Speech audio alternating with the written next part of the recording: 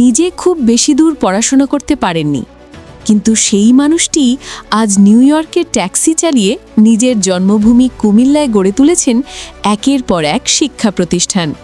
এটি শুধু একজন মানুষের গল্প নয়, এটি অদম্য সাহস, সংগ্রাম আর স্বপ্নের বাস্তব প্রতিফলন। কুমিল্লার ব্রাহ্মণপাড়া উপজেলার ধান্যদল গ্রামের সন্তান মোশাররফ হোসেন খান চৌধুরী প্রমাণ করে দিয়েছেন, দৃঢ় ইচ্ছাশক্তি আর একাগ্রতা থাকলে একক প্রচেষ্টাতেও সমাজের চেহারা বদলে দেওয়া সম্ভব। আমরা অনেকেই বলিউডের বিখ্যাত সিনেমা মাঞ্ঝি দ্য মাউন্টেন ম্যানের গল্প জানি। সেখানে দশরথ মাঞ্ঝি পাহাড় কেটে রাস্তা তৈরি করেছিলেন। সেই দশরথ মাঞ্ঝির সংগ্রাম থেকেই অনুপ্রেরণা পেয়েছেন মোশাররফ হোসেন। তবে তিনি পাহাড় কাটেননি, কাটছেন সমাজের নিরক্ষরতার অন্ধকার। মাধ্যমিক পরীক্ষার আগেই পিতৃহারা হন তিনি। অল্প বয়সেই জীবনের কঠিন বাস্তবতার মুখোমুখি হতে হয়।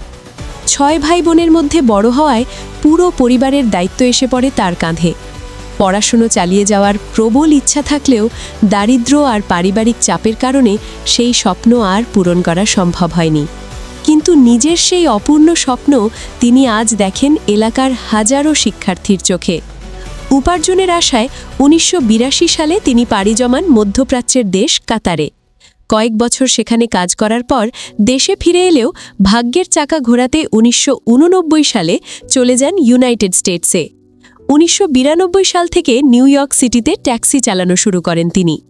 সেই থেকে টানা 3 দশকেরও বেশি সময় ধরে বিদেশের ব্যস্ত রাস্তায় কঠোর পরিশ্রম করে যাচ্ছেন মোশাররফ হোসেন। কিন্তু অবাক করার বিষয় হল, এই দীর্ঘ প্রবাস জীবনে নিজের জন্য তিনি কোনো বিলাসবহুল বাড়ি বা অট্টালিকা গড়ে তোলেননি, বরং প্রবাসের ঘামে ভেজা প্রতিটি ডলার তিনি ব্যয় করেছেন নিজের জন্মভূমির মানুষের জন্য। তার উপার্জনের অর্থ দিয়ে কুমিল্লায় একের পর এক গড়ে তুলেছেন শিক্ষা প্রতিষ্ঠান। মোশাররফ হোসেন খান চৌধুরীর প্রতিষ্ঠিত প্রতিষ্ঠানের তালিকাটি সত্যিই বিস্ময়কর। তার উদ্যোগে গড়ে উঠেছে 2টি কলেজ, একটি উচ্চ বিদ্যালয়, একটি মাদ্রাসা এবং একটি কিন্ডারগার্টেন। শুধু এখানেই থেমে থাকেননি তিনি, জ্ঞানের আলো ছড়িয়ে দিতে প্রতিষ্ঠা করেছেন 2টি পাঠাগারও। এলাকার মানুষের স্বাস্থ্যসেবার কথা ভেবেও তিনি গুরুত্বপূর্ণ উদ্যোগ নিয়েছেন। প্রায় 2 কোটি টাকা মূল্যের জমি দান করেছেন একটি ডায়াবেটিক হাসপাতাল প্রতিষ্ঠার জন্য। প্রকৃতির প্রতিও তার রয়েছে গভীর ভালোবাসা। প্রায় 75,000 টাকা দিয়ে একটি শতবর্ষী বটগাছ কিনে সেটি সংরক্ষণ করে একটি মন্দিরের নামে দান করেছেন। এই কাজটি স্থানীয় মানুষের কাছে এক অনন্য উদাহরণ হয়ে রয়েছে। তার এই মানবিক কাজগুলোর পেছনের গল্প আসলে ত্যাগের গল্প। প্রবাসে তিনি অত্যন্ত সাধারণ জীবনযাপন করেন। একটি মেসে থাকেন, নিজের রান্না নিজেই করেন, ডাল, ভাত আর আলু ভর্তা খেয়ে খুব কম খরচে জীবন কাটান। এইভাবে খরচ বাঁচিয়ে জমানো অর্থের বড় অংশই পাঠিয়ে দেন দেশের শিক্ষা বিস্তারের কাজে। তিনি নিজেই বলেন, যদি পরিবার নিয়ে যুক্তরাষ্ট্রে থাকতেন তবে প্রতি মাসে অন্তত $2,500 খরচ হতো, কিন্তু একা মেসে থেকে মাত্র $400 মধ্যেই মাস পার করে বাকি অর্থ তিনি মানুষের কল্যাণে ব্যয় করতে পারেন। শিক্ষার প্রতি এই গভীর অনুরাগ তিনি উত্তরাধিকার সূত্রেই পেয়েছেন। তার বাবা আব্দুর রাজ্জাক খান চৌধুরী ছিলেন একজন স্কুল শিক্ষক, আর তার প্রপিতামহ সিরাজ খান চৌধুরী 1937 সালে ধান্যদল প্রাথমিক বিদ্যালয় প্রতিষ্ঠা করেছিলেন। সেই ঐতিহ্যের পথ ধরেই 1989 সালে বাবার নামে একটি উচ্চ বিদ্যালয় প্রতিষ্ঠার মাধ্যমে মোশাররফ হোসেনের এই মহৎ যাত্রা শুরু হয়।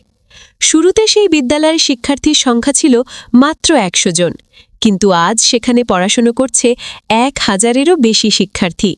বর্তমানে তার প্রতিষ্ঠিত প্রতিটি শিক্ষা প্রতিষ্ঠানই এমপিওভুক্ত হয়েছে, ফলে এলাকার সাধারণ মানুষের জন্য শিক্ষার সুযোগ আরও সহজ হয়েছে। স্থানীয় মানুষের কাছে এই প্রতিষ্ঠানগুলো যেন আশীর্বাদের মতো। মোশাররফ হোসেন খান চৌধুরীর এই অসাধারণ অবদানের স্বীকৃতি হিসেবে তিনি শ্রেষ্ঠ প্রবাসী সম্মাননাসহ স্বর্ণপদকেও ভূষিত হয়েছেন। তবে তার কাছে সবচেয়ে বড় পুরস্কার হল নিজ এলাকার শিশুদের শিক্ষিত হয়ে বড় হয়ে ওঠা। একজন ট্যাক্সি চালক হয়েও শিক্ষার প্রতি তার এই অসাধারণ ভালোবাসা আর ত্যাগ আজ বিশ্বজুড়ে ছড়িয়ে থাকা বাঙালিদের জন্য এক বড় অনুপ্রেরণা। তিনি দেখিয়ে দিয়েছেন, দাতা হতে হলে ধনী হওয়া জরুরি নয়, সত্যিকারের দাতা হতে হলে দরকার একটি বড় হৃদয়। মোশাররফ হোসেন খান চৌধুরী সেই বড় হৃদয়েরই মানুষ, যিনি প্রবাসে ট্যাক্সির স্টিয়ারিং ঘুরিয়ে নিজের স্বদেশের ভবিষ্যৎ গড়ে দিচ্ছেন।